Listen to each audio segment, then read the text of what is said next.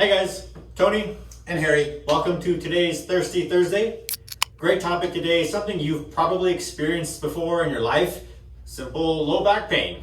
Simple? Well, simple, and then it can be a little complex because sometimes you don't know where it's coming from, but simple because sometimes it just takes simple techniques, simple ideas to make that back pain start to diminish and go away. And if you're strict enough with it, if you understand these principles that we talk about, you might be able to get rid of it by yourself. So what are we talking about here? Yeah, so low back pain is so common that 80% of the population will get it at some point in their life. Only one medical condition that happens more often, and it's the common cold. So that's a lot of people. Chances are you'll have low back pain somewhere in your life. And for most people, if you have an acute episode of back pain, chances are it's caused by these little thingies in here. You got a loose one here, but it's called your intervertebral disc.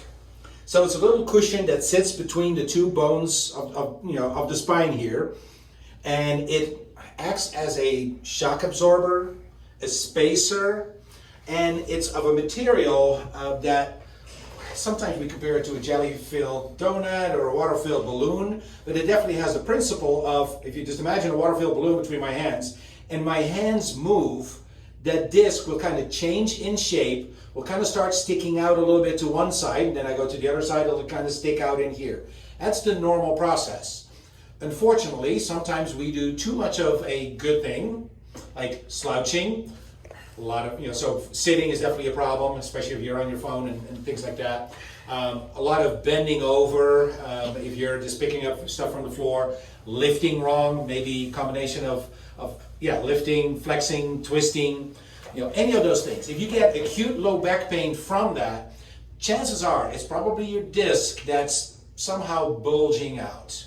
I know sometimes you hear about a slip disc, but it's pretty well solid in place. It can't truly slip, but it can definitely bulge out, right? Yeah, it can definitely bulge out. You can use these abnormal pressures that forces this disc out, protrude it out. There's a ton of names for them. Some sound scarier than the others.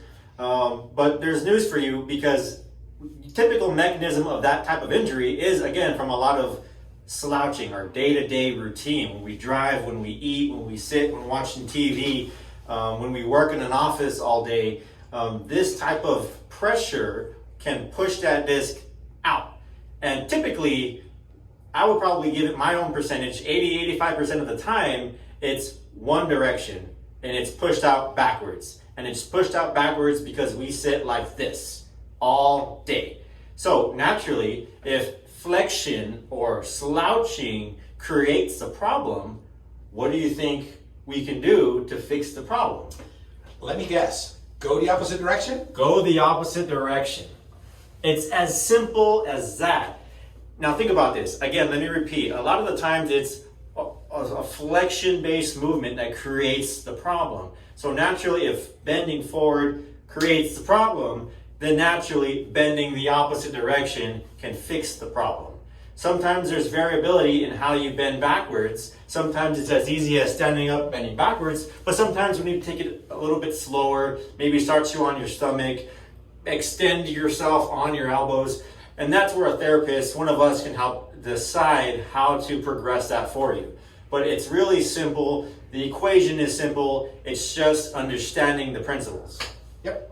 So the exercises or the progression that Earl showed yesterday definitely applies. So pretty much you have acute back pain, lay on your stomach, work your way up into your elbows, into press-ups, into standing back bends, and you have probably, like Anthony said, about a 85% chance of success, if not better than that, for acute back pain. Is this going to solve every single back pain that's out there? No, it isn't. But definitely, if you have that acute episode of back pain, that is the first thing to do. So absolutely try it that way. If it doesn't work, guess what? We can probably figure it out with you. But a lot of times this is a perfect example of self-management of a condition that can be very, very scary. I've had it where I pretty much couldn't put the weight on my right leg, but I knew exactly what to do. I did it, and the next day I was perfectly fine.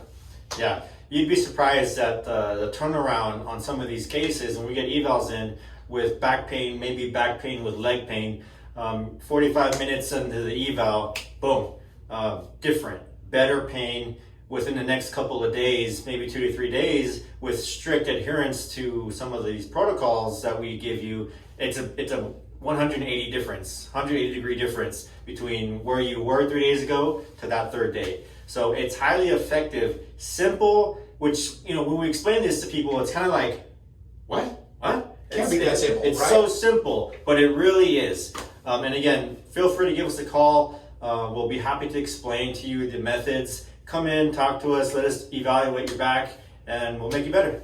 Because definitely the sooner you get this handled, the better it is. Don't let it be a chronic problem. Definitely come see us. We love the acute back pain patients because we do miracles with them. So we love it. Yeah, we do. Okay, guys, thanks for tuning in. Yep, see you next week.